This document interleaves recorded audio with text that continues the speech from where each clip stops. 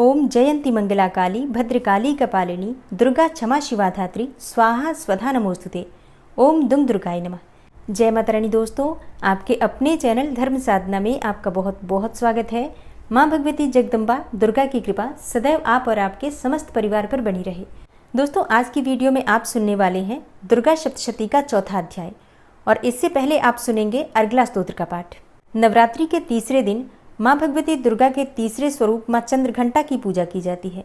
माँ चंद्रघंटा की पूजा किस प्रकार से करनी चाहिए, कौन सा उपाय आज आप कर सकते हैं जिससे कि माँ चंद्रघंटा की पूजा का संपूर्ण फल आपको प्राप्त हो, माँ चंद्रघंटा का बीज मंत्र क्या है, प्रिय पुष्प क्या है, प्रिय रंग क्या है और कौन सा भोग हमें आज उन्हें अर्पित करना चाहिए, इसकी संपूर्ण जानकारी अगर आप जानना चाहते हैं तो चैनल पर वीडियो अपलोड हो चुकी है। और अब पूरे भक्तिभाव के साथ माँ भगवती दुर्गा का ध्यान करते हुए सबसे पहले अर्गला स्तोत्र का पाठ सुनेंगे। उसके बाद दुर्गा सप्तशती के चौथे अध्याय का पाठ सुनेंगे। ओम नमः चंडिकायै। माँ चंडिका देवी को नमस्कार है। मार्कंडेय ऋषि जी कहते हैं, जयंती अर्थात सबसे उत्कृष्ट एवं विजयशालिनी, मंगला अर्थात अपने भक्तों के जन्म मरण आदि संसार बंधन को दूर करने वाली, मोक्षदायिनी मंगलदायी देवी, काली अर्थात प्रलय काल में संपूर्ण सृष्टि को अपना ग्रास बना लेने वाली देवी, भद्रकाली अर्थात अपने भक्तों के लिए ही भद्र अथवा मंगल स्वीकार करने वाली, कपालिनी अर्थात हाथ में कपाल तथा गले में मुंडमाला धारण करने वाली, दुर्गा अर्थात कर्म एवं उपासना स्वरूप दुस्साध्य साधन से प्राप्त होने वाली, क्षमा अर्थात अत्यंत करुणामय स्वभाव होने के कारण अपने भक्तों के सारे अपराध क्षमा करने वाली, शिवा अर्थात सबका कल्याण करने वाली, धात्री अर्थात संपूर्ण प्रपंच को धारण करने वाली, स्वाहा अर्थात स्वाहा रूप से यज्ञ भाग ग्रहण करके देवताओं का पोषण करने वाली, और स्वधा अर्थात स्वधा रूप से श्राद्ध और तर्पण को स्वीकार करके पितरों का पोषण करने वाली। इन नामों से प्रसिद्ध हे जगदम्बिके, तुम्हें मेरा नमस्कार है। हे देवी चामुंडे, तुम्हारी जय हो। संपूर्ण प्राणियों की पीड़ा हरने वाली देवी, तुम्हारी जय हो। सब में व्याप्त रहने वाली देवी, तुम्हारी जय हो। हे कालरात्रि, तुम्हें नमस्कार है। मधु और कैटब को मारने वाली तथा ब्रह्मा जी को वरदान देने वाली देवी, तुम्हें नमस्कार है। तुम मुझे रूप दो, जय दो, यश दो और काम क्रोध आदि शत्रुओं का नाश करो। महिषासुर का नाश करने वाली तथा भक्तों को सुख देने वाली हे देवी, तुम्हें नमस्कार है। तुम रूप दो, जय दो, यश दो और काम क्रोध आदि शत्रुओं का नाश करो। रक्त बीज का वध और चंडमुंड का विनाश करने वाली हे देवी, तुम रूप दो, जय दो, यश दो और काम क्रोध आदि शत्रुओं का नाश करो। शुंभ और निशुंभ तथा धूम्रलोचन का मर्दन करने वाली हे देवी, तुम रूप दो, जय दो, यश दो और काम क्रोध आदि शत्रुओं का नाश करो। सबके द्वारा वंदित युगल चरणों वाली तथा संपूर्ण सौभाग्य प्रदान करने वाली हे देवी, तुम रूप दो, जय दो, यश दो और काम क्रोध आदि शत्रुओं का नाश करो। हे देवी, तुम्हारे रूप और चरित्र अचिंत्य हैं। तुम समस्त शत्रुओं का विनाश करने वाली हो। तुम रूप दो, जय दो, यश दो और काम क्रोध आदि शत्रुओं का नाश करो। पापों को दूर करने वाली हे चंडिके, जो भक्तिपूर्वक तुम्हारे चरणों में सर्वदा मस्तक झुकाते हैं, उन्हें रूप दो, जय दो, यश दो और उनके काम क्रोध आदि शत्रुओं का नाश करो। रोगों का नाश करने वाली हे चंडिके, जो भक्तिपूर्वक तुम्हारी स्तुति करते हैं, उन्हें रूप दो, जय दो, यश दो और उनके काम क्रोध आदि शत्रुओं का नाश करो। हे चंडिके, इस संसार में जो भक्तिपूर्वक तुम्हारी पूजा करते हैं, उन्हें रूप दो, जय दो, यश दो और उनके काम क्रोध आदि शत्रुओं का नाश करो। मुझे सौभाग्य और आरोग्य दो, परम सुख दो। रूप दो, जय दो, यश दो और मेरे काम क्रोध आदि शत्रुओं का नाश करो। जो मुझसे द्वेष रखते हों, उनका नाश और मेरे बल की वृद्धि करो। रूप दो, जय दो, यश दो और मेरे काम क्रोध आदि शत्रुओं का नाश करो। हे देवी, मेरा कल्याण करो, मुझे उत्तम संपत्ति प्रदान करो। रूप दो, जय दो, यश दो और मेरे काम क्रोध आदि शत्रुओं का नाश करो। हे अंबिके, देवता और असुर दोनों ही अपने माथे के मुकुट की मणियों को तुम्हारे चरणों पर घिसते रहते हैं। तुम रूप दो, जय दो, यश दो और काम क्रोध आदि शत्रुओं का नाश करो। तुम अपने भक्तजनों को विद्वान, यशस्वी और लक्ष्मीवान बनाओ तथा रूप दो, जय दो, यश दो और उनके काम क्रोध आदि शत्रुओं का नाश करो। प्रचंड दैत्यों के दर्प का दलन करने वाली हे चंडिके, मुझ शरणागत को रूप दो, जय दो, यश दो और मेरे काम क्रोध आदि शत्रुओं का नाश करो। चतुर्मुख ब्रह्मा जी के द्वारा प्रशंसित चार भुजाधारिणी हे परमेश्वरी, तुम रूप दो, जय दो, यश दो और काम क्रोध आदि शत्रुओं का नाश करो। हे देवी अंबिके, भगवान विष्णु नित्य निरंतर भक्ति पूर्वक तुम्हारी स्तुति करते रहते हैं। तुम रूप दो, जय दो, यश दो और काम क्रोध आदि शत्रुओं का नाश करो। हिमालय कन्या पार्वती के पति महादेव जी के द्वारा प्रशंसित होने वाली हे परमेश्वरी, तुम रूप दो, जय दो, यश दो और काम क्रोध आदि शत्रुओं का नाश करो। शचीपति इंद्र के द्वारा सद्भाव से पूजित होने वाली हे परमेश्वरी, तुम रूप दो, जय दो, यश दो और काम क्रोध आदि शत्रुओं का नाश करो। प्रचंड भुजदंडों वाले दैत्यों का घमंड चूर करने वाली हे देवी, तुम रूप दो, जय दो, यश दो और काम क्रोध आदि शत्रुओं का नाश करो। हे देवी अंबिके, तुम अपने भक्तजनों को सदा असीम आनंद प्रदान करती रहती हो।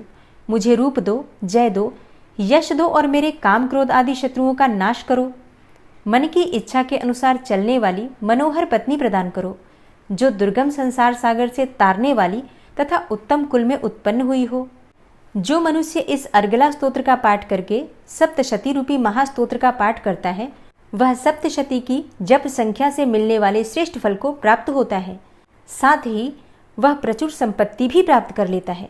अर्गला स्तोत्र संपूर्ण हुआ और अब आप सुनेंगे दुर्गा सप्तशती का चौथा अध्याय। दुर्गा सप्तशती के चौथे अध्याय में इंद्र आदि देवताओं द्वारा देवी की स्तुति का वर्णन किया गया है। चौथे अध्याय में ऋषि कहते हैं, अत्यंत पराक्रमी दुरात्मा महिषासुर तथा उसके दैत्य सेना के देवी के हाथ से मारे जाने पर इंद्र आदि देवता प्रणाम के लिए गर्दन तथा कंधे झुकाकर उन भगवती दुर्गा का उत्तम वचनों द्वारा स्तवन करने लगे। उस समय उनके सुंदर अंगों में अत्यंत हर्ष के कारण रोमांच हो आया था। देवता बोले, संपूर्ण देवताओं की शक्ति का समुदाय ही जिसका स्वरूप है तथा जिन देवी ने अपनी शक्ति से संपूर्ण जगत को व्याप्त कर रखा है, समस्त देवताओं और महर्षियों की पूजनिया उन जगदम्बा को हम भक्तिपूर्वक नमस्कार करते हैं। वे हम लोगों का कल्याण करें, जिनके अनुपम प्रभाव और बल का वर्णन करने में भगवान शेषनाग, ब्रह्मा जी तथा महादेव जी भी समर्थ नहीं हैं। वे भगवती चंडिका संपूर्ण जगत का पालन एवं अशुभ भय का नाश करने का विचार करें। जो पुण्यात्माओं के घरों में स्वयं ही लक्ष्मी रूप से, पापियों के यहाँ दरिद्रता रूप से, शुद्ध अंतःकरण वाले पुरुषों के हृदय में बुद्धि रूप से, सत्पुरुषों में श्रद्धा रूप से तथा कुलीन मनुष्यों में लज्जा रूप से निवास करती हैं, उन आप भगवती दुर्गा को हम नमस्कार करते हैं। हे देवी, आप संपूर्ण विश्व का पालन कीजिए। हे देवी, आपके इस अचिंत्य रूप का, असुरों का नाश करने वाले भारी पराक्रम का तथा समस्त देवताओं और दैत्यों के समक्ष युद्ध में प्रकट किए हुए आपके अद्भुत चरित्रों का हम किस प्रकार वर्णन करें। आप संपूर्ण जगत की उत्पत्ति में कारण हैं। आप में सत्वगुण, रजोगुण और तमोगुण ये तीनों गुण मौजूद है, तो भी दोषों के साथ आपका संसर्ग नहीं जान पड़ता। भगवान विष्णु और महादेव जी आदि देवता भी आपका पार नहीं पाते।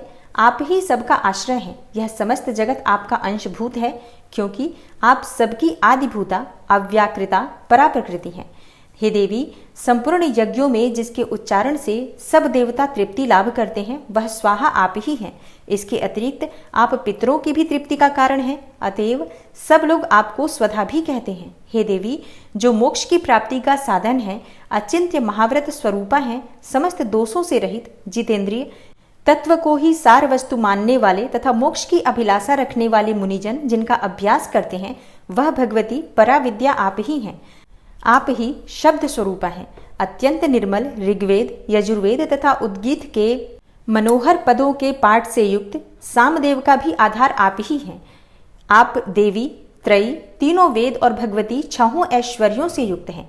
इस विश्व की उत्पत्ति एवं पालन के लिए आप ही वार्ता, खेती एवं आजीविका के रूप में प्रकट हुई हैं। आप संपूर्ण जगत की घोर पीड़ा का निवास करने वाली हैं। हे देवी, जिससे समस्त शास्त्रों के सार का ज्ञान होता है, वह मेधा शक्ति आप ही हैं। दुर्गम भवसागर से पार उतारने वाली नौका रूप दुर्गा देवी भी आप ही हैं। आपकी कहीं भी आसक्ति नहीं है। कैटभ के शत्रु भगवान विष्णु के वक्षस्थल में एकमात्र निवास करने वाली भगवती लक्ष्मी तथा भगवान चंद्रशेखर द्वारा सम्मानित गौरी देवी भी आप ही हैं। आपका मुख मंद मुस्कान से सुशोभित, निर्मल, पूर्ण चंद्रमा के बिंब का अनुकरण करने वाला और उत्तम सुवर्ण की मनोहर कांति से कमनीय है। तो भी उसे देखकर महिषासुर को क्रोध हुआ और सहसा उसने उन पर प्रहार कर दिया। यह बड़े आश्चर्य की बात है। हे देवी, वही मुख जब क्रोध से युक्त होने पर उदय काल के चंद्रमा की भांति लाल और तनी हुई भौहें होने के कारण विकराल हो उठा, तब उसे देखकर जो महिषासुर के प्राण तुरंत नहीं निकल गए, यह उससे भी बढ़कर आश्चर्य की बात है, क्योंकि क्रोध में भरे हुए यमराज को देखकर भला कौन जीवित रह सकता है। हे देवी, आप प्रसन्न हो। परमात्मा स्वरूपा आपके प्रसन्न होने पर जगत का अभ्युदय होता है और क्रोध में भर जाने पर आप तत्काल ही कितने कुलों का सर्वनाश कर डालती हैं। यह बात अभी अनुभव में आई है, क्योंकि महिषासुर की यह विशाल सेना क्षण भर में आपके कोप से नष्ट हो गई। सदा अभ्युदय करने वाली आप जिन पर प्रसन्न होती हैं, वे ही देश में सम्मानित हैं। उन्हीं को धन और यश की प्राप्ति होती है। उन्हीं का धर्म कभी शिथिल नहीं होता तथा वे ही अपने हृष्ट पुष्ट स्त्री, पुत्र और भृत्यों के साथ धन्य माने जाते हैं। हे देवी, आपकी ही कृपा से पुण्यात्मा पुरुष प्रतिदिन अत्यंत श्रद्धापूर्वक सदा सब प्रकार के धर्मानुकूल कर्म करता है और उसके प्रभाव से स्वर्गलोक में जाता है। इसलिए आप तीनों लोकों में निश्चय ही मनोवांछित फल देने वाली हैं। हे माँ दुर्गे, आप स्मरण करने पर सब प्राणियों का भय हर लेती हैं और स्वस्थ पुरुषों द्वारा चिंतन करने पर उन्हें परम कल्याणमयी बुद्धि प्रदान करती हैं। दुख, दरिद्रता और भय हरने वाली हे देवी, आपके सिवा दूसरी कौन है जिसका चित्त सबका उपकार करने के लिए सदा ही दयार्द्र रहता हो। हे देवी, इन राक्षसों के मारने से संसार को सुख मिले तथा ये राक्षस चिरकाल तक नरक में रहने के लिए भले ही पाप करते रहे हों, इस समय संग्राम में मृत्यु को प्राप्त होकर स्वर्गलोक में जाएं। निश्चय ही यही सोचकर आप शत्रुओं का वध करती हैं। आप शत्रुओं पर शस्त्रों का प्रहार क्यों करती हैं? समस्त असुरों को दृष्टिपात मात्र से ही भस्म क्यों नहीं कर देती? इसमें एक रहस्य है। ये शत्रु भी हमारे शस्त्रों से पवित्र होकर उत्तम लोकों में जाएं। इस प्रकार उनके प्रति भी आपका विचार अत्यंत उत्तम रहता है। खड्ग के तेज पुंज की भयंकर दीप्ति से तथा आपके त्रिशूल के अग्रभाग की घनीभूत प्रभा से चौंधियाकर जो असुरों की आंखें फूट नहीं गईं, उसमें कारण यही था कि वे मनोहर रश्मियों से युक्त चंद्रमा के समान आनंद प्रदान करने वाले आपके इस सुंदर मुख का दर्शन करते थे। हे देवी, आपका शील दुराचारियों के बुरे बर्ताव को दूर करने वाला है। साथ ही यह रूप ऐसा है जो कभी चिंतन में भी नहीं आ सकता और जिसकी कभी दूसरों से तुलना भी नहीं हो सकती, तथा आपका बल और पराक्रम तो उन दैत्यों का भी नाश करने वाला है जो कभी देवताओं के पराक्रम को भी नष्ट कर चुके थे। इस प्रकार आपने शत्रुओं पर भी अपनी दया ही प्रकट की है। वरदायिनी हे देवी, आपके इस पराक्रम की किसके साथ तुलना हो सकती है, तथा शत्रुओं को भय देने वाला एवं अत्यंत मनोहर ऐसा रूप भी आपके सिवा और कहाँ है? हृदय में कृपा और युद्ध में निष्ठुरता, ये दोनों बातें तीनों लोगों के भीतर केवल आप में ही देखी गई हैं। हे मातः, आपने शत्रुओं का नाश करके इस समस्त त्रिलोकी की रक्षा की है। उन शत्रुओं को भी युद्ध भूमि में मारकर स्वर्गलोक में पहुंचाया है तथा उन्मत्त दैत्यों से प्राप्त होने वाले हम लोगों के भय को भी दूर कर दिया है। आपको हमारा नमस्कार है। हे देवी, आप शूल से हमारी रक्षा करें। हे अंबिके, आप खड्ग से भी हमारी रक्षा करें तथा घंटा की ध्वनि और धनुष की टंकार से भी हम लोगों की रक्षा करें। हे चंडिके, पूर्व, पश्चिम और दक्षिण दिशा में आप हमारी रक्षा करें तथा हे ईश्वरी, अपने त्रिशूल को घुमाकर आप उत्तर दिशा में भी हमारी रक्षा करें। तीनों लोकों में आपके जो परम सुंदर एवं अत्यंत भयंकर रूप विचरते हैं, उनके द्वारा भी आप हमारी तथा इस भूलोक की रक्षा करें। हे अंबिके, आपके कर पल्लवों में शोभा पाने वाले खड्ग, शूल और गदा आदि जो जो अस्त्र हों, उन सबके द्वारा आप सब ओर से हम लोगों की रक्षा करें। तब ऋषि कहते हैं, इस प्रकार जब देवताओं ने जगन्माता दुर्गा की स्तुति की और नंदनवन के दिव्य पुष्पों एवं गंध चंदन आदि के द्वारा उनका पूजन किया, फिर सबने मिलकर जब भक्तिपूर्वक दिव्य धूपों की सुगंध निवेदन की, तब देवी ने प्रसन्न वदन होकर प्रणाम करते हुए सब देवताओं से कहा। देवी बोली, देवताओं, तुम सब लोग मुझसे जिस वस्तु की अभिलाषा रखते हो उसे मांगो। देवता बोले, भगवती ने हमारी सब इच्छा पूर्ण कर दी है, अब कुछ भी बाकी नहीं है, क्योंकि हमारा यह शत्रु महिषासुर मारा गया। हे महेश्वरी, इतने पर भी यदि आप हमें और वर देना चाहती हैं, तो हम जब जब आपका स्मरण करें तब तब आप दर्शन देकर हम लोगों के महान संकट दूर कर दिया करें, तथा प्रसन्न मुखी अंबिके, जो मनुष्य इन स्तोत्रों द्वारा आपकी स्तुति करे, उसे वित्त, समृद्धि और वैभव देने के साथ ही उसकी धन और स्त्री आदि संपत्ति को भी बढ़ाने के लिए आप सदा हम पर प्रसन्न रहें। ऋषि कहते हैं, हे राजन, देवताओं ने जब अपने तथा जगत के कल्याण के लिए भद्रकाली देवी को इस प्रकार प्रसन्न किया, तब वे तथास्तु कहकर वहीं अंतर्ध्यान हो गईं। हे भूपाल, इस प्रकार पूर्व काल में तीनों लोकों का हित चाहने वाली देवी जिस प्रकार देवताओं के शरीरों से प्रकट हुई थी, वह सब कथा मैंने कह सुनाई। अब पुनः देवताओं का उपकार करने वाली वे देवी दुष्ट दैत्यों तथा शुंभ निशुंभ का वध करने एवं सब लोगों की रक्षा करने के लिए गौरी देवी के शरीर से जिस प्रकार प्रकट हुई थी, वह सब प्रसंग मेरे मुंह से सुनो। मैं उसका तुमसे यथावत वर्णन करता हूँ। ओम नमः चंडिकायै। इस प्रकार श्री मार्कंडेय पुराण में सावर्णिक मनवंतर की कथा के अंतर्गत देवी महात्म्य में सक्रादि स्तुति नामक चौथा अध्याय पूरा हुआ। दुर्गा सप्तशती का अगला अध्याय आप कल की कथा में सुनेंगे। उम्मीद करती हूँ आज की कथा आपको ज़रूर पसंद आई होगी। अच्छी लगी हो वीडियो तो लाइक ज़रूर कीजिए, और हाँ, आपके लाइक्स, आपके कमेंट्स मेरे लिए बहुत महत्वपूर्ण होते हैं, इसलिए वीडियो को लाइक ज़रूर किया कीजिए और ज़्यादा से ज़्यादा इस वीडियो को अपने फैमिली फ्रेंड्स के साथ शेयर कीजिए।